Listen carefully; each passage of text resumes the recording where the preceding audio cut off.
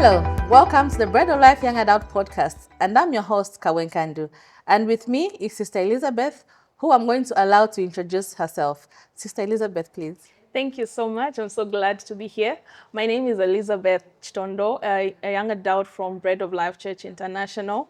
I'm also part of a small group called Team Might. Shout out to my small group. Yes, thank Lovely, you. lovely. Thank you for coming, for allowing to feature in this episode of the podcast. Thank you for We're having so me. grateful. So we'll rightly dive into it, and we are continuing with the series that we started, which was dubbed "Why Am I Still Single?" So Elizabeth, tell me, why do you think most ladies in the church, especially, are single, despite having being ready for settling, despite being well off in their careers, and just being ready for marriage? Why do you think that most Christian single ladies are single today in the church? That's a very good question. I would say most women are single simply because it's the season of life that they are in, as opposed to it looking like it's such a problem. Also, there are other issues like dealing with past experiences. You would find those who are of marriageable age are still trying to be in a place where they want to completely get rid of the baggage that they've carried in the past. So that keeps them in a certain place for a certain period of time. And then sometimes you just find that it's the current place they're in, like I've mentioned, it's the season. So you find others are building career and they want to get to a certain place before they can settle down. And then others are just simply waiting to be found. To be found Yes. by those By brothers. the brothers. Okay, well, I would love us to zoom in into identity and purpose. Okay. Why do you think that it's important? You mentioned about the waiting. Why do you think it is important for single ladies to have identity in Christ, just know who they are, and just know their purpose in God? Why do you think that it's important, even as you are waiting, to also discover your purpose and who you are as a single person? Okay. So identity is who you are, and everything else around you flows from your identity. So if you don't know who you are, you risk being a hazard to yourself when you decide to just be in a relationship, because then you would not know how to function properly. In the end, you end up breaking down. So identity for me, I would say, is who God has called me and created me to be. Because He said in His word that before I formed you, like before He formed me, He knew me. Yeah. So my identity is in Christ. And then my purpose flows from who I have discovered that I am.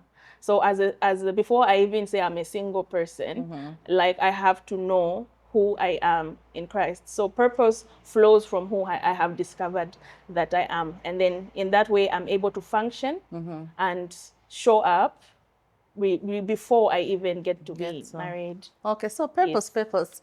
Some person may be asking, oh, okay, you're talking about purpose, but how then do I walk in this God-given purpose as a single person?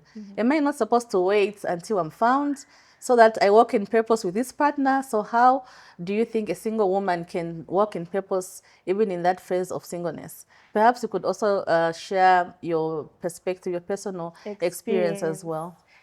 Thank you for that. So we were created as individuals, and when God created us, He has a plan for us, and Yeah. His plans are good. So it does not mean the plan is only good when you're married. It's right in every season that you're in. Personally, I would say I'm a worshiper. Yeah. Right, I have discovered that about myself, that God is using me in that gift, and a lot of things are actually flowing just from that space that Space. I'm in. Yeah. So when I am single right now, I don't have to wait before I have the ring on my finger before I can go and say I want to minister, because Yeah. it might not happen. Different seasons call for different responsibilities. Right now, where I am single, I need Yeah. to be able to find my space. And even as I go into the next phase of relationship and getting into marriage, that space that I've discovered, my purpose, is what is going to push me through that.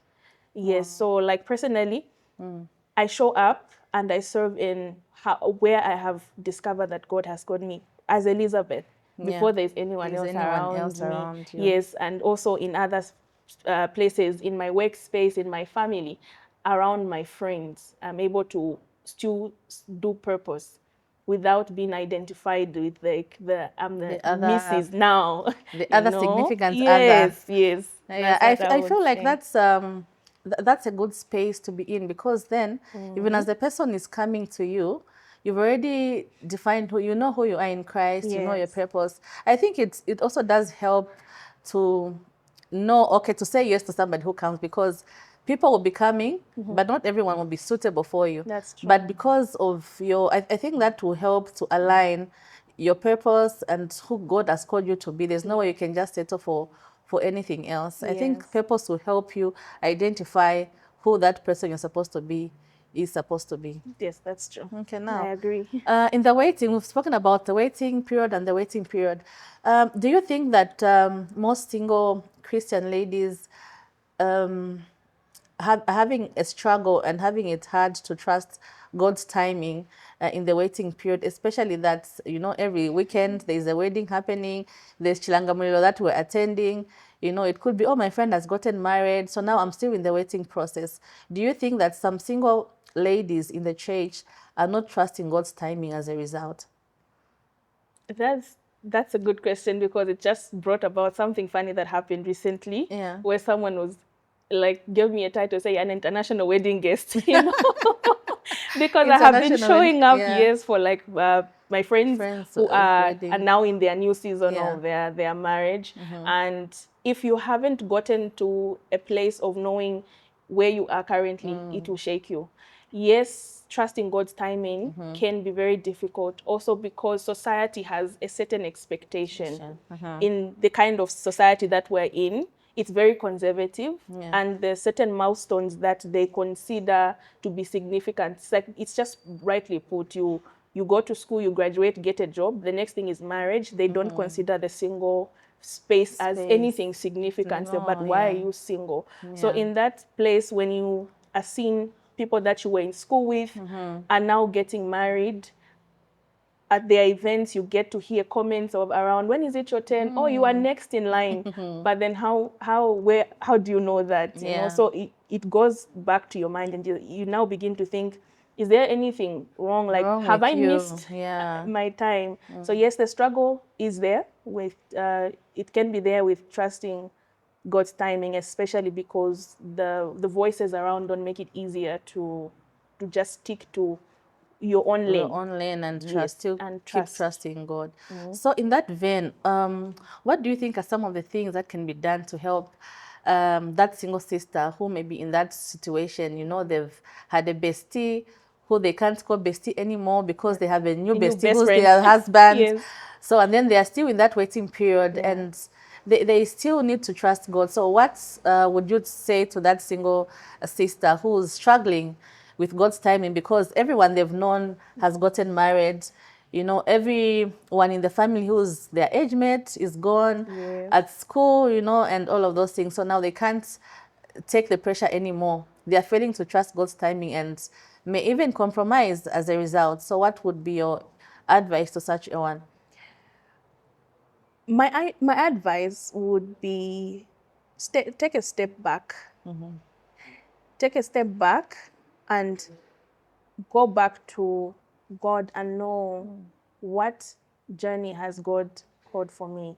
We may all be age mates, but our journeys are not different. We are called to different seasons. Like, our seasons are so different. Yeah. Sometimes we might be at in the same space. So like I have said, we went through school together, but that does not mean that going forward from that we should all get married at the same time You click milestones at the same at the same time. time. Yeah. No. So take a step back, go back to the drawing board with God. Ask him to say, okay, this is where I am right now. What is my journey looking like? What have you called me for? Yeah. That already is going to help you to be in a place of peace, because now when you begin to not begin to think that God's time has not come, or you want to rush God's timing, you might settle. You make a mistake and choose wrong. You'll be ignoring all the red flags Red that are flags. yes, because then you want to just skip God's time. So I would say take a step back and ask God, where am I right now, and where do you want me to be? Also, be accountable. I'm very Yeah. big on mentorship. Don't do life alone. Talk to someone. There's always someone who's able to help you and just walk with you through Yeah. that. It's like I'm struggling with Yeah. yes, with where I am right now. How can I move forward? So yes, I'm big on mentorship as well. There's a phrase that goes like hurt people, hurt people. Yes. So when you are still bleeding, your wounds are still open, you will bleed on others, you will bleed on the next person.